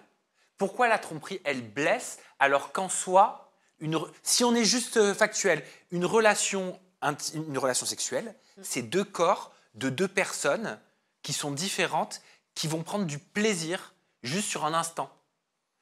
Il n'y a pas d'amour, il n'y a pas de sentiment. Pourquoi ça va faire mal? Pourquoi c'est la trahison ultime? Alors c'est bien que tu aies dit ça, parce qu'on va répondre à ta question, mais ça peut être ça aussi. Est-ce que tromper, c'est l'acte physique? Il y a des gens qui préfèrent que leur partenaire couche avec une autre personne sous une pulsion et dans une optique uniquement de plaisir, plutôt qu'il soit amoureux de quelqu'un d'autre. Parce que tu peux aussi être amoureux de quelqu'un d'autre, avoir des sentiments pour quelqu'un d'autre et pas passer à l'acte physique. Moi, c'est l'acte physique. Donc justement, c'est quoi la tromperie? Moi, d'imaginer mon mec, par exemple, avoir un coup, de le visualiser dans une scène intime avec quelqu'un d'autre, c'est ça, moi, qui me rend malade.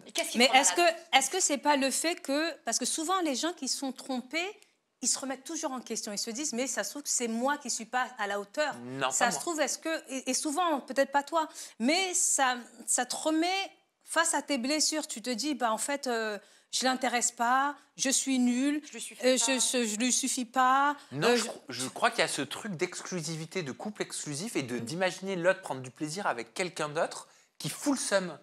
Mais parce que je pense qu'on donne une énorme importance à l'acte sexuel aussi, parce qu'on se dit que... je sais pas comment expliquer, mais je trouve que c'est quand même un truc assez fort, parce que ça reste une certaine connexion de faire l'amour avec quelqu'un. Donc, comme émotionnellement parlant, ça reste un truc hyper fort, qu'il y ait des sentiments derrière ou pas, ça reste hyper blessant, rien que dans l'acte, en fait, je pense. Après, il faut bien imaginer que ça fait des siècles qu'on nous explique que c'est ce que disait Anouchka tout à l'heure, on est deux moitiés. On est 1 + 1 et qu'on va créer une unité, c'est les liens du mariage, c'est je sais pas quoi. Et ça nous imprègne, mais c'est depuis Tristan et Iseut. Tristan et Iseut, c'est une histoire entre un jeune homme et une jeune fille qui se jurent amour pour toute la vie, qui finissent même par mourir ensemble. Et il y a des ronces au-dessus de leurs deux tombes. C'est une histoire du Moyen-Âge. Donc cette histoire, elle a 600, 700 ans. Et en fait, en permanence, on nous raconte cette histoire. Il y a cette histoire du mariage aussi, qui est centrale dans la façon dont on invente, on fantasme ce que c'est qu'un couple, de ce que c'est que l'amour, on se jure fidélité pour toujours, on imagine qu'on ne va pas aller voir ailleurs, etc. Et donc, c'est compliqué de revenir là-dessus. Il y a des gens qui font des tentatives, qui disent le polyamour, par exemple, c'est-à-dire qu'on peut être amoureux de plusieurs personnes à la fois et en même temps. Ou les couples libres, où c'est que physique. Mais alors là, le truc, c'est que par rapport à ce que tu disais, c'est que souvent on relie la question d'être amoureux et la question du rapport sexuel. C'est-à-dire que même si, on va dire, ton partenaire te dit non mais t'inquiète, c'était que sexuel, c'était que sur le moment, en fait, on est tellement imprégné par l'idée que, en fait, c'est lié. En fait, quand tu fais l'amour, d'ailleurs, regardez comment on dit, faire l'amour. Enfin, c'est ça le terme qu'on utilise en français. Faire l'amour. Donc, en fait, tu as l'impression que, bah oui, il y a de l'amour puisque tu fais l'amour, en fait. Donc, c'est compliqué à dissocier. Après, c'est possible qu'on aille dans une société, vers une société où il y ait moins ce genre de connexion directe. Mais aujourd'hui, c'est très, très fort. Après, C'est pour ça que ça Je pense que blesse. c'est notre éducation et notre croyance Bien qui font sûr. qu'on a cette idée de trahison.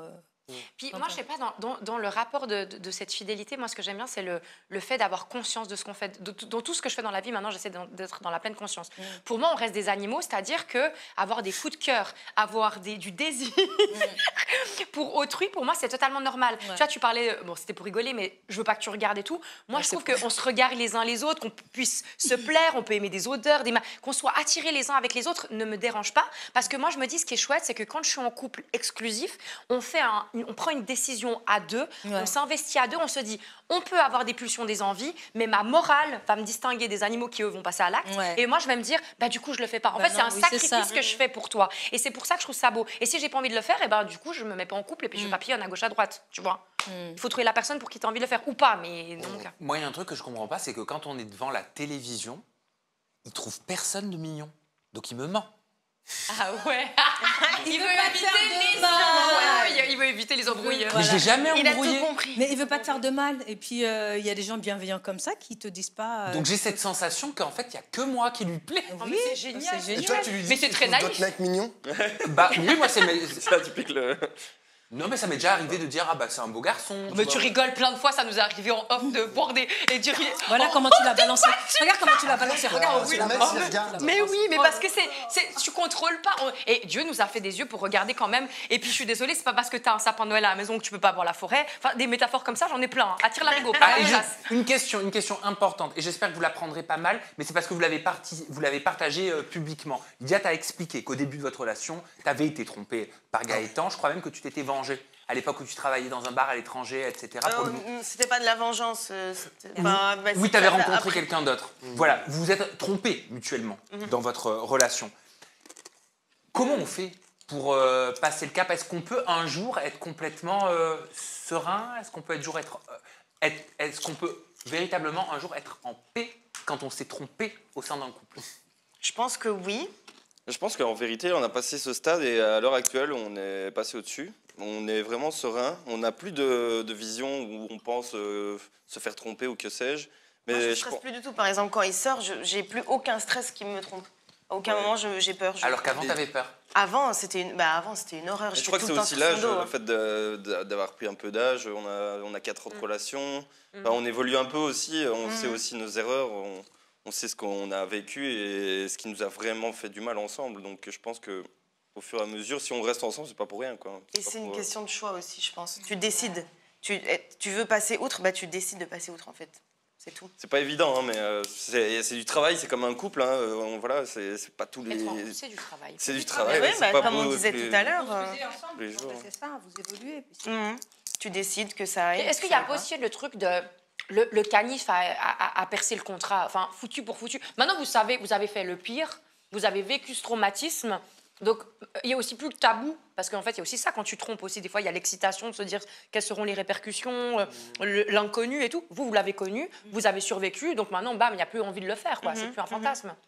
Ça n'a jamais été un ça, fantasme, hein, mais De façon de parler, je veux dire. c'est plus en mode on apprend de nos erreurs. Plus vite dans ce sens-là. Puis disons, moi, enfin, entre guillemets, pour mon histoire, c'est qu'au début de ma relation, je n'étais pas vraiment dedans, quoi, dans ma relation. Donc c'est aussi peut-être ça qui a fait que j'ai été un peu à droite, Oh, à c'est ce qu'ils gauche. disent tous. Ben, c'est malheureux, mais c'est un peu la réalité. Donc voilà, et il m'a fallu du temps parce que j'ai eu des blessures vis-à-vis d'autres choses dans mon passé. Et il m'a fallu du temps vraiment de m'occuper d'elle à 100%. quoi. Et est-ce que pardon, dernière question, est-ce que vous vous reprochez plus jamais ça? Parce qu'il y en a qui disent ouais, je pardonne, et à la moindre dispute, c'est oui, tu te rappelles quand tu m'as fait ça et que tu m'as trompé. Au début, tu le reproches, tu le sors dans toutes les disputes possibles et imaginables. Mais je crois qu'à partir d'un moment, tu passes outre. Et Le temps, en fait, dois fait les choses, hein. Et tu dois t'imposer des limites. Et parce que si tu te dis qu'à chaque fois, ça revient sur le tapis, alors autant tout arrêter et basta cosy. Et autant passer un nouveau âge à thème. On va parler de polémique, on va parler d'accusations, on va parler d'hommes, d'artistes. Faut-il dissocier l'homme de l'artiste? C'est notre nouveau thème. Vous pouvez aussi répondre dans la barre de commentaires. Il y a eu pas mal d'exemples ces derniers mois. Rappelez-vous Kanye West, il n'en est pas à son premier coup d'essai, mais il y a plusieurs mois, il a créé un séisme, il a quitté lui-même Twitter. D'ailleurs, c'est hallucinant. C'est lui qui s'est auto-censuré, qui a quitté Twitter, et c'est pas Twitter qui l'a viré. Enfin bref, ça c'était un truc de fou. Il y avait une histoire d'agression intime sur un mannequin. Il avait exprimé son amour pour l'idéologie hitlérienne. Il y a eu Slimane aussi avec des accusations. Alors au moment où on tourne, je ne sais pas où est-ce que ça en est. Il y a eu Nekfeu avec les accusations de violence conjugale envers sa femme. Roman Polanski, je crois qu'on en parle même plus, les accusations d'agression sexuelle sur mineurs.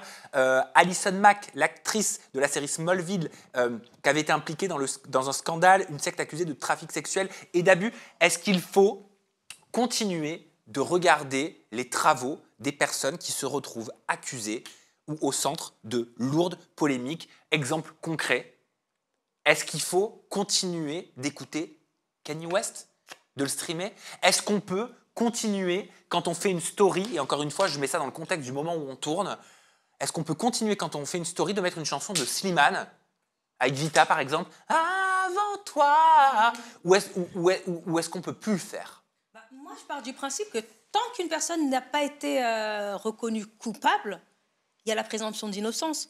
Donc, le choix va tout à chacun. C'est à chacun de décider. En tout cas, moi, pour ma personne, moi, je continue d'écouter Slimane parce que je ne suis pas juge. Le jour où il sera jugé et condamné, hop, je le bloque. Ça veut dire que au moment où on parle, il n'y a pas de jugement. Voilà, ça c'est important de le dire. Mais s'il était jugé au moment où on fait ce sujet, c'est-à-dire que tu n'écoutes plus Slimane. Je n'écoute plus. Ok, donc je vais vous poser une question cash. On apprend demain, c'est pas le cas, James Cameron aurait commis une agression sexuelle. Vous arrêtez de regarder Titanic? Non, mais arrête pas, James Cameron. Non, mais concrètement, Lydia. Je pense pas. J'arrêterai pas. Parce que je ne vois pas en quoi écouter la personne ou regarder ce qu'il a fait, c'est cautionner ce qu'il fait. Je pense qu'il y a quand même une certaine dissociation à faire entre ce que l'artiste fait et ce qu'on peut écouter comme son et sa vie personnelle à côté et les trucs mauvais qu'il a pu faire. Je fais exprès de prendre un exemple ancré pop culture. Demain, James Cameron a des accusations au-dessus de la tête. Anouchka, question simple. Est-ce que tu continues de regarder Titanic? J'ai un exemple parfait parce que tu as parlé de Roman Polanski et on ne peut pas aussi nier que c'est un géant dans son domaine. À partir de là, typiquement, il a fait J'accuse, qui était il y a que 3 ans, avec Jean Dujardin. Je ne suis pas allée le voir. À l'heure actuelle, j'ai toujours pas vu ce film alors qu'il m'intéressait de ouf et que le message derrière ce film était très important. Non, je n'y suis pas allée. C'est comme aussi, j'ai des amis, par exemple, qui pourraient prendre des billets pour aller voir Noir Désir, aller écouter Bertrand Cantat. Parce qu'on me dit, parce que toi, tu disais, j'attends de savoir s'il est jugé pour prendre mon avis là-dessus. Puis on a aussi qui disent, si tu as purgé ta peine, tu as été reconnu coupable et que tu affrontes la justice, ce qui n'est pas le cas de Roman Polanski qui continue de courir et aller dans des pays où il n'y a pas d'extradition, je pose ça là. Mais qui est le cas de Bertrand Cantat, qui a purgé sa peine. Voilà, mais moi dans le cas de Bertrand Cantat, c'est pas possible. C'est-à-dire que je pourrais écouter des CD qu'il a fait avant, etc. Parce que maintenant ça a déjà été fait. Il a quand même tué, je sais pas si vous savez, mais Bertrand Cantat avait tué Marie Trintignant, sa femme de l'époque. Donc c'était un féminicide. Voilà, il l'a assassiné, il a été jugé, il a purgé sa peine et ces dernières années, il recommence à faire des concerts. Et moi, ce qui me dérange, c'est comme Roman Polanski avec J'accuse, qui a reçu un prix à Cannes. Donc, il y a les États-Unis qui essaient de le récupérer, etc., pour le juger. Non, monsieur, il est à Cannes. Et puis, il y a des gens qui l'applaudissent. Moi, c'est ça qui me dérange, en fait. C'est de se dire, Bertrand Cantat, il est sur scène. Toi, tu l'applaudis. Tu es en train d'applaudir un meurtrier. Je ne dis pas que ces gens-là, ils doivent mourir tout seul dans une grotte.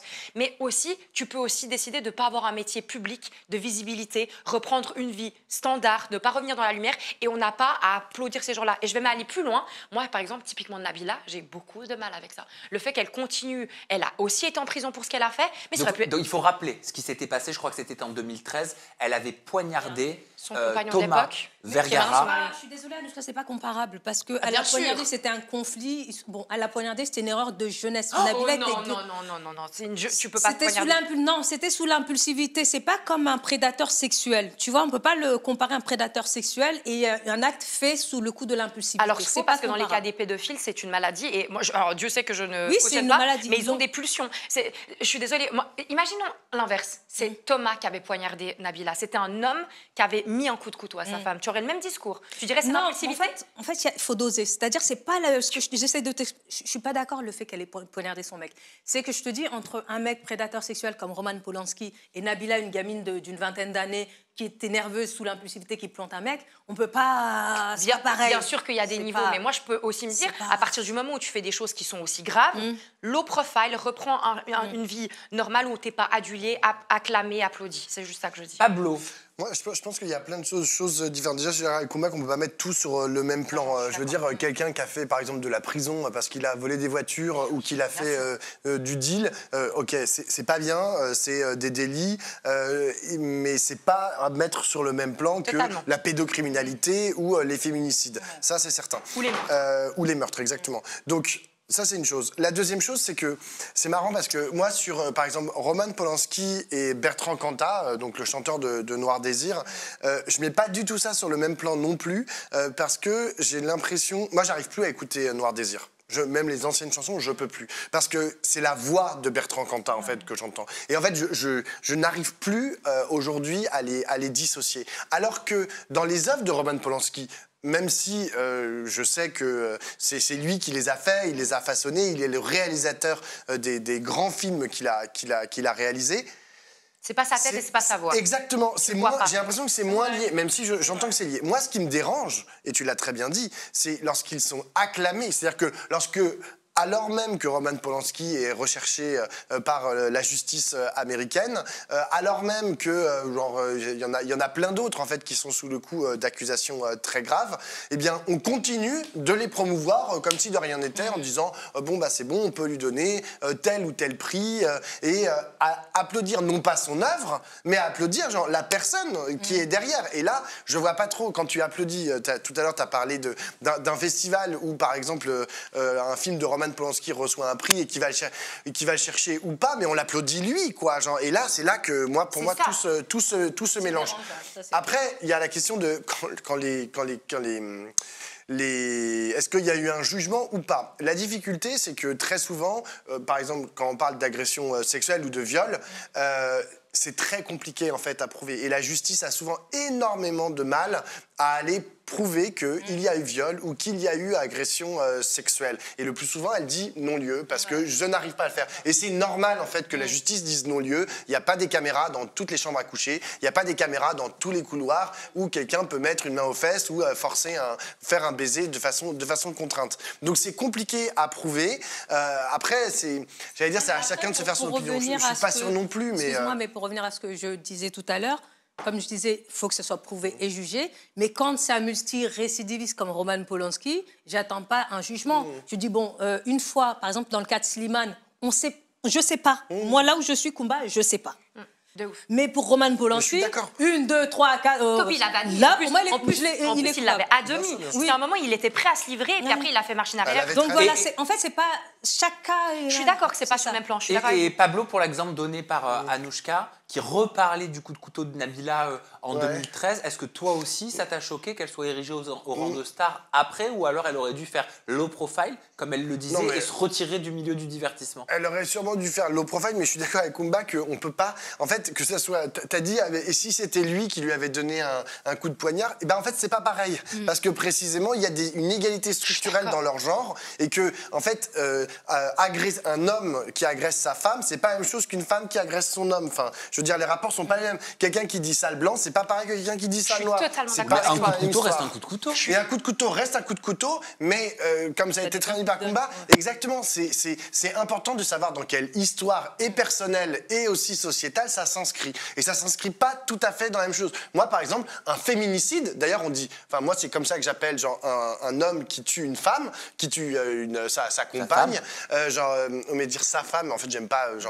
faire comme si c'était possessif, mais bon, un homme qui tue oui bon sa compagne, bon j'arrive pas à faire sans possessif, mais c'est un féminicide. Dans l'autre cas j'ai pas de mots, hein. Enfin c'est un hominicide si tu veux, mais pour moi c'est pas que c'est moins grave, c'est que d'abord ça arrive beaucoup moins souvent en pourcentage. Enfin je veux dire les féminicides sont beaucoup plus importants que les hominicides et ensuite ça s'inscrit dans une histoire sexiste de l'hétéropatriarcat et ça peut aussi on peut étendre ça au racisme, à l'homophobie, etc. Mais dans le sens aussi, il faut aussi penser, je pense, aux familles. Et même si ça va dans un sens, par exemple, je vais devoir prendre mon expérience parce que voilà. Mais moi, si je savais que la personne qui a assassiné mon père, elle était en train d'aller sur un plateau à se faire acclamer, qu'elle faisait des stories pour vendre des produits ou qu'il y a des gens qui allaient lui donner un prix à Cannes, je pense que je pèterais les plombs. Je pèterais les plombs. Il n'est pas décédé, en l'occurrence, le compagnon de Nabila. Non, en l'occurrence pas, mais ça aurait pu, parce qu'à part ça, il a eu de la chance aussi. Et évidemment qu'on ne peut pas mettre tout sur le même plan, je suis d'accord, mais c'est vrai que c'est une question un peu compliquée. C'est une question un peu compliquée, vous avez tenté d'y répondre et merci pour ça. On va tout de suite enchaîner avec Confidence et débat. Kumba, t'es notre invité de ce Âge Apéro, tout comme Lydia et tout comme Gaëtan. Et c'est toi qui vas nous partager une confidence intime autour de laquelle on va ensemble pouvoir discuter, apprendre, parler. Moi, j'ai une confidence à faire que très peu de personnes savent, parce que bon, je ne suis pas quelqu'un qui m'exprime beaucoup sur mon intimité, sur mes problèmes familiaux. Faut savoir que je suis originaire du Mali.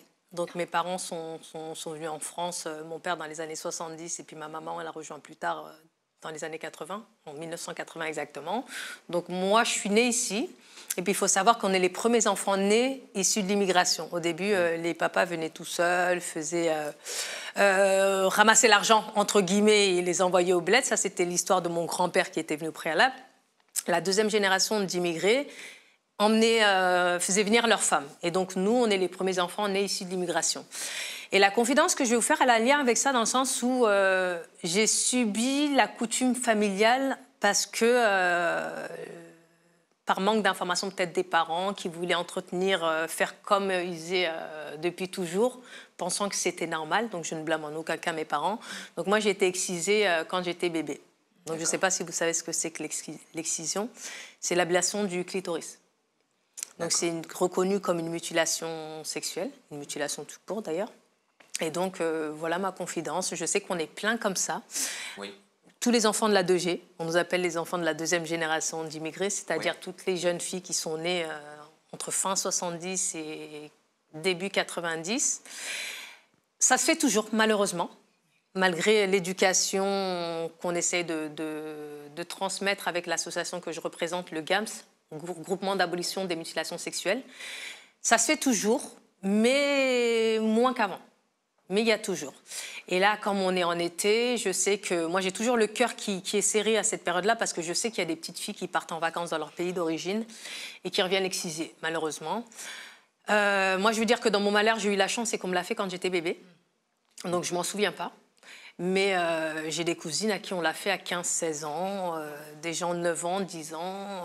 Et ça reste un traumatisme avec lequel on travaille au sein du GAMS. Et l'association GAMS, voilà.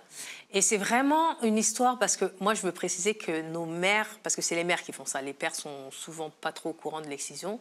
Les mères, quand elles le font, c'est parce qu'elles ont toujours connu ça et que pour elles, ça fait partie de la coutume. C'est en aucun cas la religion. Je précise, la religion dont je suis issue, c'est-à-dire la religion musulmane, interdit de toute façon cette pratique à la base. Mais comme les parents, nos parents sont, en tout cas mes parents étaient illettrés. Et puis, voilà, les parents de la 2G étaient illettrés, on ne va pas se mentir. Il n'y avait pas Internet, il n'y avait pas de recherche, il n'y avait pas de... Ce qu'on fait, nous, aujourd'hui, avec le GAMS, ce que le GAMS fait brillamment, c'est que ils vont voir les parents, ils leur expliquent que non, en fait, ce n'est pas dans la religion, c'est coutumier, ce n'est pas bien ce que vous faites à vos filles, sans les blâmer, en fait, en disant que ça ne sert à rien. C'est juste, en fait, ça peut avoir des complications, parce qu'il y en a qui ont... Moi, ça va, hein, grâce à Dieu. Il y en a qui ont des complications pour uriner, des femmes pendant les accouchements, lors de rapports. Il y en a qui ont des complications assez sévères. Donc, je voulais juste sensibiliser sur ça en témoignant sur ma propre expérience. Ben, c'est hyper courageux de le faire, vraiment. Ouais. Bravo. Et pour l'association aussi que tu représentes, je sais que la régie a mis la photo, donc le GAMS, hyper important d'avoir cette voix aussi pour l'association que tu représentes, qui fait de l'information, de la pédagogie, parce qu'en fait, je crois que la meilleure arme par rapport à vis-à-vis de cette mutilation, c'est l'information, exactement. Et c'est la pédagogie. Et tu te rends pas compte, Kumba, mais ce que tu es en train de faire aujourd'hui, c'est juste énorme. Donc bravo pour ça. À quel âge, toi, tu as pris conscience que tu avais vécu ça, que tu avais été excisée? À quel âge tu l'as su? Je l'ai su quand j'étais à ma première visite gynéco, j'avais 17 ans, je crois. 17 ans, j'avais fait une visite gynéco, elle m'a dit que j'étais excisée, donc j'ai fait quelques recherches pour savoir ce que c'était. Tu ne savais pas? Non, je ne savais pas. Jusque-là, donc personne t'avait expliqué ce qui s'était passé, ce qu'on t'avait fait? Non. Après, j'ai demandé à ma mère, et ma mère m'a expliqué, et du coup, en fait, ma mère savait que c'était pas bien, donc du coup, pas quand elle me l'a fait, mais à la suite, si tu veux. Pour vous donner un petit peu le contexte, je ne sais pas la date exacte, entre 93 ou 96, il y a la grande exciseuse de Paris qui a été arrêtée. D'accord. Qui s'est fait arrêter. Et il y a eu un grand procès qui a été très médiatisé à l'époque, où il y a plein de mes tantes qui ont été convoquées aussi et condamnées, parce que justement, quand ils ont arrêté cette exciseuse, elle avait un carnet, son carnet d'adresse. Il y avait le contact de toutes ses clientes. Donc la police et l'administration ont arrêté toutes les personnes qui étaient sur ce carnet, dont certaines de mes tantes. Donc ce procès étant médiatisé, ma mère m'a expliqué un petit peu. Et suite à ça, ça lui a fait prendre conscience. Parce que je me rappelle que ma petite sœur, qui a 11 ans de moins que moi, elle était partie au Mali une année. Elle avait 9 ans quand elle a été au Mali pour la première fois, toute seule, sans personne. Et il y a la sœur de ma maman qui voulait l'exciser, qui a appelé ma mère en disant oui, qu'elle n'a pas...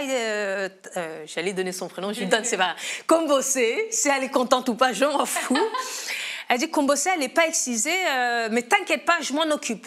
Et là, ma mère qui l'a menacée en disant mais si tu fais ça, déjà, je vais en prison. Ça ne sert à rien. Ma mère avait déjà déconstruit. Elle a dit non, tu fais pas ça, c'est interdit. Et pour éviter que sa sœur reste butée, elle le fasse quand même, elle lui a sorti l'argument si tu le fais, je vais aller en prison, ils vont m'arrêter. Oui. À l'époque, c'était vrai, parce qu'il y avait un contrôle avant et après. Et est-ce qu'il y a un but dans la culture d'exciser? Quel est l'objectif? Enlever le plaisir de la femme, non? L'objectif, quand nos parents nous l'ont fait, ils ne savaient pas l'objectif. Je vais dire la vérité, ils ne le savaient pas. Ma mère, mes tantes, ils le faisaient parce que leur mère l'a fait, leur grand-mère l'a fait, etc. Mais si on doit chercher le but, il faut remonter à des siècles. Oui. Des siècles plus tôt où peut-être, éventuellement, c'était pour diminuer le plaisir de la femme, c'était peut-être une forme de contrôle de la femme. Mais ça, je ne peux pas te dire que c'est ma mère a fait ça pour ça, ma grand-mère a fait ça pour ça, et mes arrière-grand-mères. Non, parce qu'eux, ils l'ont fait pour suivre une lignée, une culture, une coutume. Ils ne l'ont pas fait dans ce but-là. Mais pourquoi ils l'ont fait? C'est parce qu'elles se sont comment dire, on va dire, adaptées à une coutume qu'elles ont toujours connue, sans savoir les raisons. Mais il faut remonter, comme je disais, au Moyen-Âge peut-être. Ce qui me semblait d'avoir vu des témoignages qui expliquaient que donc il y a la partie excision du clito, etc. Mais il y avait aussi ce truc de recoudre les lèvres pour que les petites filles et les jeunes femmes, elles n'aillent pas vers les hommes. Ça veut dire c'est fermé jusqu'au jour où le mari, lui, peut ouvrir et puis lui prendre son plaisir. Donc pour moi, c'est nouveau un peu ce truc du joug du patriarcat. De ça, c'est une des phases de l'excision parce qu'il y a plusieurs phases, il y a plusieurs sortes d'excision. Il y a la une où on coupe le clitoris, il y a le deux où on enlève les lèvres et puis il y a l'autre où il y a l'infibulation. Mais après, ce n'est pas tout le monde qui fait ça. Je sais qu'en Guinée, ils le font pas mal. Après, il n'y a pas qu'en Afrique noire. En Égypte, ils le font aussi. En Afrique de l'Est, ils le font aussi. Donc, en Asie. En Asie aussi, certains. Quand tu as appris que tu avais été excisée donc, lors de ta première visite chez le gynécologue à 17 ans, par la suite, comment tu t'es construite en tant que femme avec l'idée que tu étais excisée? Sincèrement, moi, je me trouvais pas femme. Je me trouvais pas légitime en tant que femme. Pour parler sincèrement, je me sentais pas femme. Comment je me suis construite? Avec cette carapace toujours qui me suit depuis ma naissance. Donc non, c'est la carapace toujours.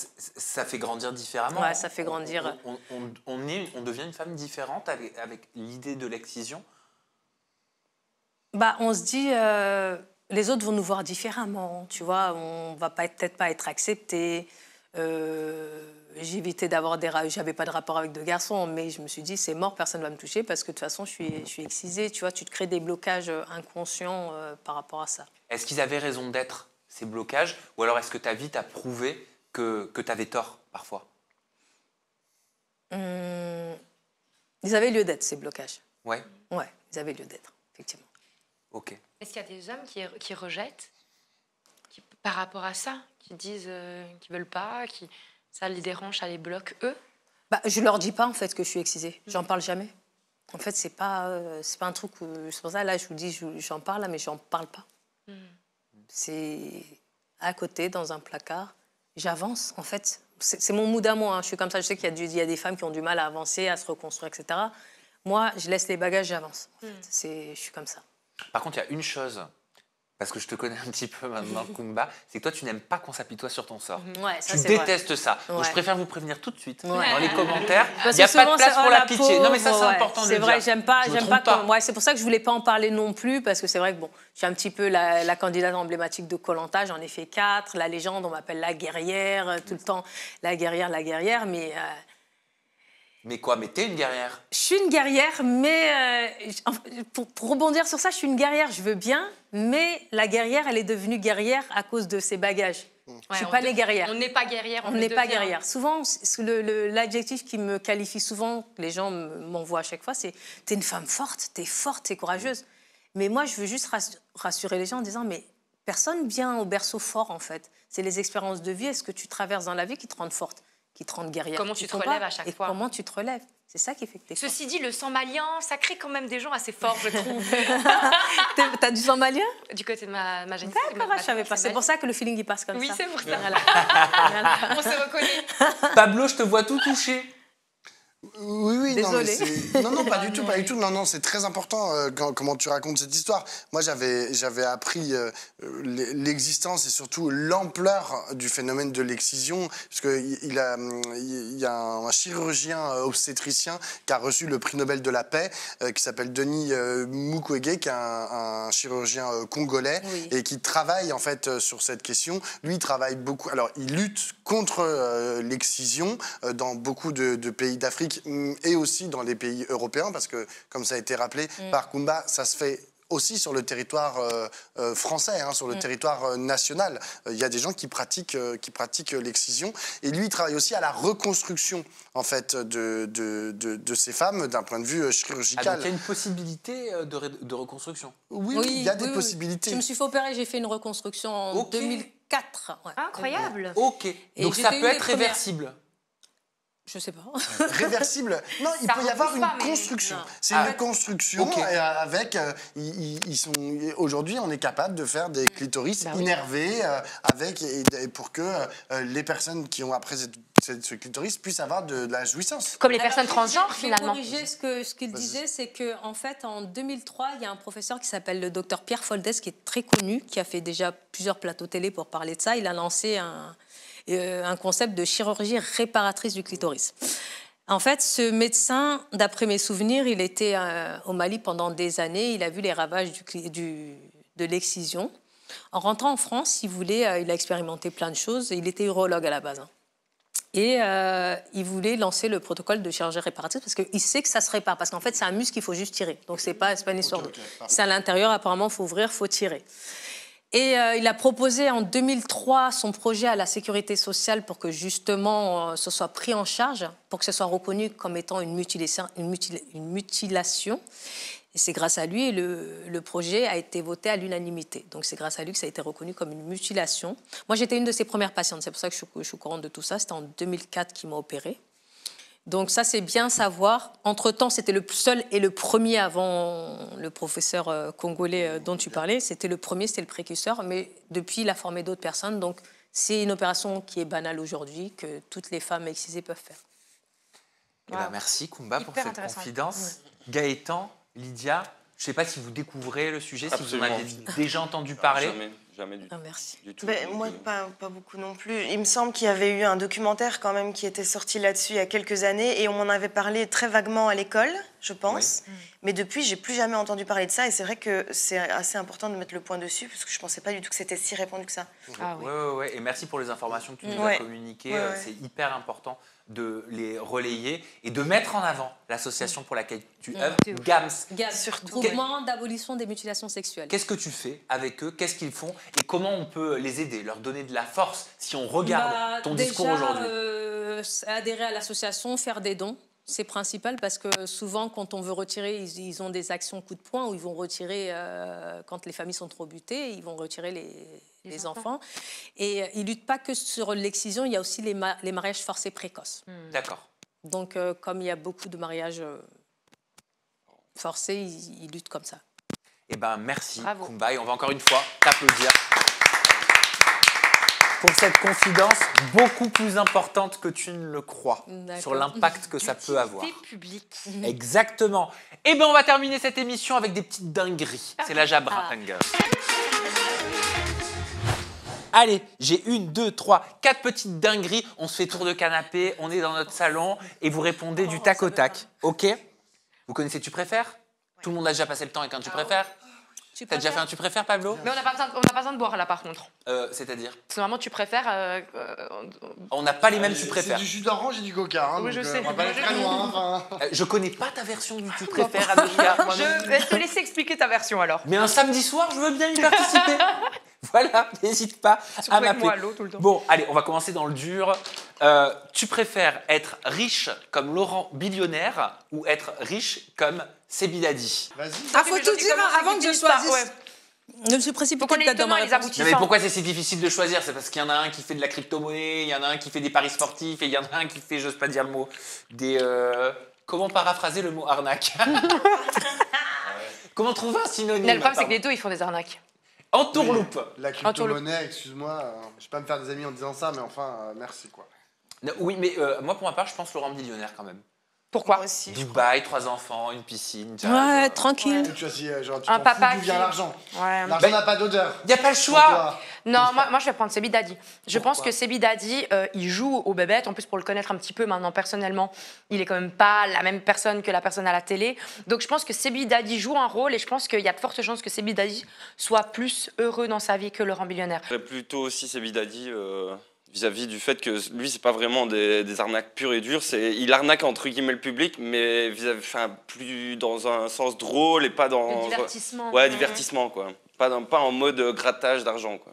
Celui-là, il est peut-être un peu plus compliqué, tiens. Quoique, tu préfères devenir fou sans le savoir ou savoir que tu deviens fou? Ah, facile. Pablo. Non, mais fou sans le savoir. Pareil. Quelle horreur de savoir. Mais de non, savoir que tu deviens fou. mais quelle horreur, mais Non. ça veut dire que t'as. encore plus. C'est comme par exemple, pour moi, c'est comme être paralysé et savoir que t'es paralysé. Genre, moi, c'est horrible, tu vois. Je préfère savoir que Non, t'es un de légume. devenir, elle a dit, savoir je que veux tu pas deviens. savoir. Parce que si tu sais Je que tu veux pas deviens savoir. fou, tu peux te soigner, tu peux anticiper les Par- choses, tu Mais peux tout à noter fait. les trucs, tu peux faire des enregistrements, tu peux faire des vidéos. Il y a Merci, plein de trucs Kumba. à faire.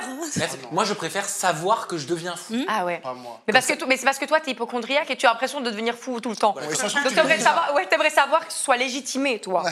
Tu vois? Oui, non, mais je pourrais aller voir des spécialistes, comme tu dis, je pourrais essayer Voilà. d'anticiper. Et vous, Laisse-moi Lydia? tranquille. Bah, je crois que je préfère pas le savoir. Ouais. Vivre dans ma folie, ça. Pareil, ça part. voilà, c'est ça. Et tu vis heureux, t'es un peu. Bah voilà, ouais. mais- Ceci dit, moi, je suis folle et je le sais. Donc bon, Mais t'es pas folle, là. T'es pas folle, là. légèrement. Mais non, t'es pas folle. Gaëtan? Pareil, ne pas le savoir. C'est peut-être mieux, hein, comme ça tu ouais. vis heureux.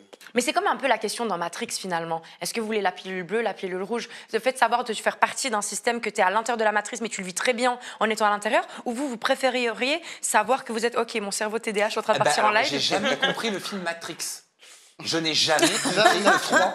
Ouais, c'est une trilogie Même déjà, 4. mais ouais. Mais c'est quoi ils savent tous, en fait, ils sont dans la matrice, ils doivent choisir quoi entre le bleu Non, et mais le non, il y en a. Tu dois, est-ce que tu choisis l'oubli, d'oublier que tu sais, c'est-à-dire en gros tu vis ta vie normale alors que tout est faux, ou bien est-ce que tu veux voir ce qu'il y a derrière, mais ce qu'il y a derrière c'est dégueulasse, ça va être dur et après c'est toutes les péripéties puisque lui il choisit d'aller voir derrière.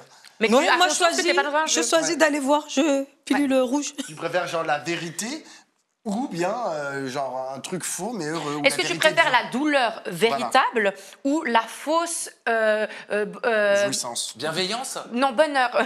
Il revient toujours. Non, mais est-ce que être dans la fausse béatitude, le faux bonheur suprême, Oh, je préfère le faux bonheur. Bah oui. bah il y en a, bah Le non. paradis artificiel c'est ce qu'il y a de mieux. Ça Voilà. bah non, ça se discute. Non, moi je préfère savoir, tout savoir. C'est comme les gens qui En fait, savent. J'aime bien l'éveil. tout savoir. Oui, c'est Je- comme l'éveil ici. Tu vois, c'est les gens qui se posent la question de l'après, la vie, etc. On part vraiment dans tous les sens. Je vais me recadrer, je vais manger mon fromage.